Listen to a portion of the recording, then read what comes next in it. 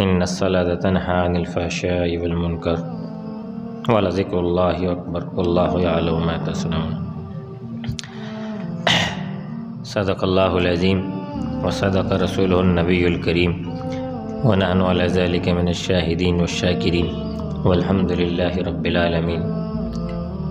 سبحانك لا علم لنا إلا ما علمتنا إنك أنت العليم الحكيم. يا رب صل وسلم دائما أبدا على حبيبك خير الخلق كلهم هو الحبيب الذي ترجى شفاعته لكل حول من الأحوال مقتحم. سامعین کرام، آج کی اس نشست میں نماز سے متعلق عرض کرنا ہے. اللہ سے دعا ہے اللہ ہمیں جو وقت ہم لے کے آئے ہیں اس کو برکت والا بنائے، اور جتنے دن یہاں بیٹھے ہوئے ہیں یقین کامل اللہ کی ذات سے خیر والا ہے. اللہ کی فرشتے بھی اللہ کے دربار میں ہوتے ہیں، اور اللہ کی پوری توجہ جہاں جہاں جمعے کے اجتماع ہوں تو پوری کی پوری توجہ اللہ کی وہاں ہوتی ہے، تو انشاءاللہ خیر ہی ملے گی. اللہ رب العزت نے اس دنیا میں بہت سارے نبی بھیجے ہیں. ہر نبی نے اپنے دور میں لوگوں کو راہ ہدایت بتائی اور ان کو وہ راستہ بتایا جو سیدھا اللہ کے نیک لوگوں کے مقربین لوگوں کے ہاں جاتا ہے، اور پھر ان سب سمیت سیدھا اللہ کی خاص انعامات کی جگہ جنت میں جاتا ہے.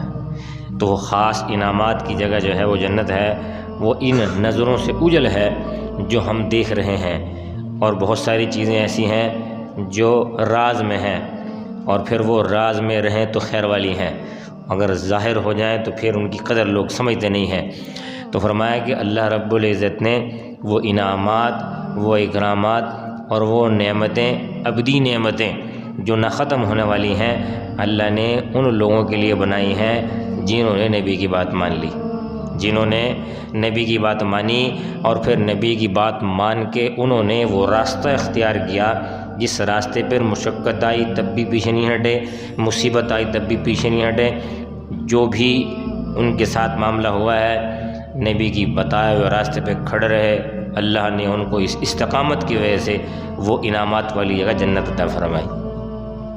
جنت کیا ہے؟ جبریل علیہ السلام ایک مرتبہ اللہ رب نے فرمایا کہ جبریل جاؤ ہم نے جنت بنائی ہے، دیکھو جنت بہت اچھی ہے. جبریل علیہ السلام گئے، چکر لگایا، بہت شاندار جگہ ہے، بہت ساری نعمتیں ہیں. اچھا پھر فرمایا کہ ہم نے جہنم بنائی ہے، جبریل جاؤ جہنم کو دیکھو. جبریل علیہ السلام گئے، جہنم کو دیکھا، بہت خطرناک جگہ ہے، بہت پریشانیوں کا گڑھ ہے. فرمایا کہ جبریل بتاؤ دونوں چیزیں دیکھی ہیں، کیا سلسلہ ہے؟ کہ اللہ تو نے جنت بنائی ہے، بہت اچھی جگہ ہے، سارے کے سارے لوگ اس کی طلب کریں گے. اور فرمایا کہ پھر جہنم بنائی کہ بہت خطرناک جگہ ہے، کوئی جانے کے لیے تیار ہی نہیں ہوگا. فرمایا کہ اچھا. پھر اللہ رب العزت نے جنت کے ارد گرد مصیبتوں مشقتوں کی باڑ لگائی اور بہت ہی پریشانیوں کی باڑ لگائی، اور جو جہنم ہے اس کے ارد آسائشوں کی باڑ لگائی، خوب مطلب راحتوں کی باڑ لگائی. اور پھر جبرائیل سے فرمایا کہ جاؤ اب جنت کی اور جہنم کی دونوں کی سیر کر کے آؤ. جب وہ گئے تو جنت کی باہر دیکھا مصیبتوں مشقتوں کا گڑھ ہے، پریشانیوں کا سلسلہ ہے، پھر جنت ملے گی. پھر جہنم کے باہر دیکھا کہ بہت ہی سختی کے معاملے ہیں، بہت ہی مطلب ہے کہ مشکلات کے سلسلے ہیں، ان کی باڑ لگی ہوئی ہے. تو اللہ کے پاس آئے، کہنے لگے کہ اللہ جو کیفیت اب ہے جنت میں کچھ کم لوگ جائیں گے، جہنم میں تو ہر شخص جانے کے لیے تیار ہوگا. فرمایا کہ کیسے؟ کہ تم نے دیکھا نہیں ہے میں نے جنت بنائی؟ کہ ہاں اللہ بنائی تو ہے، لیکن جنت کے ارد گرد جو مصیبتیں مشقتوں کی باڑ لگا دی ہے ہر شخص کا کام نہیں ہے. وہ راحتوں کو ڈھونڈتا ہے، انسان کی طبیعت مائل ہوتی ہے راحتوں کی طرف، تو پھر وہ راحتوں میں پڑتا ہے اور وہ جہنم کے راستے پہ چلا جاتا ہے. فرمایا جبرائیل اب بھی میرے بندے ایسے ہیں کہ جو وہ ان مصیبتوں کو مشقتوں کو برداشت کریں گے، آسائشوں کو چھوڑ دیں گے اور میرے طرف آئیں گے، میں ان کو اونچے درجے کی جنت دوں گا.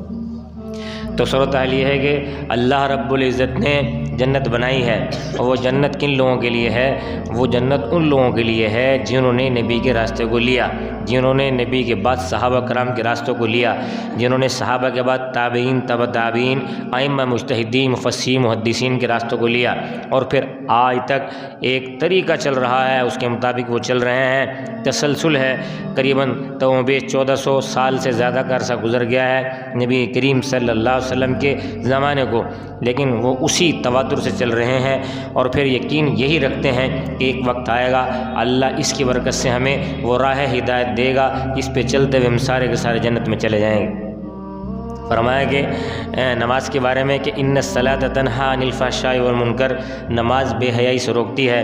فرمایا کہ بے حیائی سے روکنے کا سلسلہ کیا ہے کہ ایک شخص گناہ بھی کر رہا ہے، نماز ہی پڑھ رہا ہے، فرمایا کہ ہاں ایک وقت آئے گا کہ اس کے دل میں اللہ ڈال دے گا ارے بھائی تم نماز پڑھ رہے ہو چھوڑ دو، اور پھر آہستہ آہستہ وہ اس سے چھوڑ دے گا اور بالکل نیک صالح ہو جائے گا۔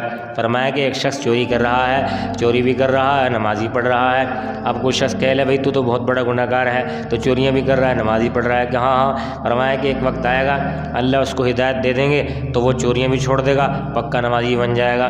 ایسے ہی ایک شخص صدقہ خیرات کر رہا ہے لیکن اس کو نماز پڑھنے کی توفیق نہیں ہو رہی ہے، نماز کے لیے آ ہی نہیں رہا ہے، فرمایا کہ وہ صدقہ خیرات کرتے کرتے ایک وقت آئے گا، ایک وقت ایسا آئے گا کہ اس کے دل میں اللہ تعالیٰ ڈال دے گا اس صدقے خیرات کی برکت سے کہ اس کے دل میں آئے گی بھائی نماز ہی پڑھنی ہے، اور انشاءاللہ ایک وقت آئے گا کہ وہ نمازی بن جائے گا۔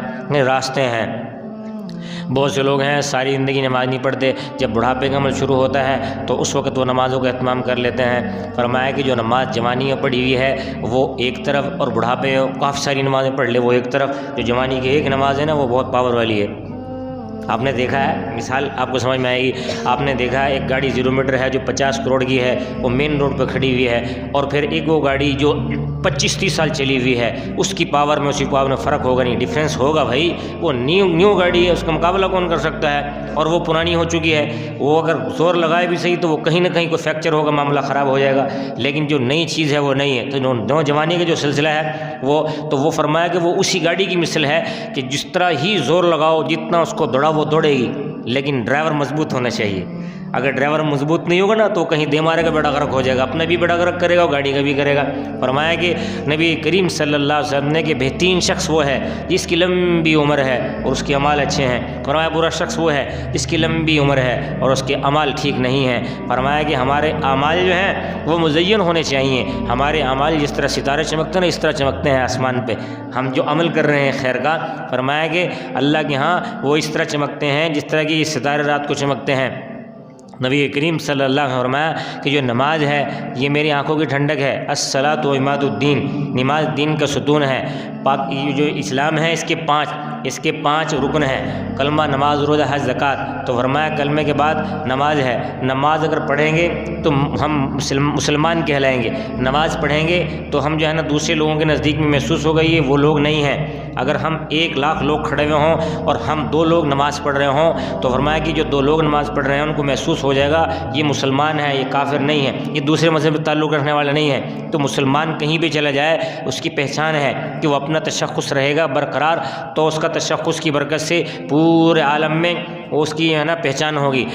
کھیل کا میدان ہے، جیسی نماز کا وقت ہو فوراً جو ہے نا نماز کے لیے ساری کی ساری کرکٹ کی ٹیم نماز پڑھنے کے لیے تیار ہو جائے۔ ارے سب نے دیکھا ہے، ایسی بات تو نہیں، میں تو آپ ہی کی سنا رہا ہوں۔ تو سارے کے سارے کھلاڑی کھڑے ہو گئے نماز پڑھ رہے ہیں، اب وہ پوری دنیا کا میڈیا پریشان ہے کہ بھئی یہ کون سے لوگ ہیں، کھیل کے میدان میں بھی نماز کو نہیں چھوڑا۔ ارے بھلے مانس صورتحال یہ نہیں ہے، یہ ہے کہ نبی نے فرمایا ہے کہ نماز کا وقت ہو تو نماز ادا کرو، کھیل بعد میں ہوتا رہے گا لیکن نماز پہلے ہے۔ تو تھوڑی کمی بیشی کے ساتھ وقت ہو تو نماز کا اہتمام کر لینا چاہیے۔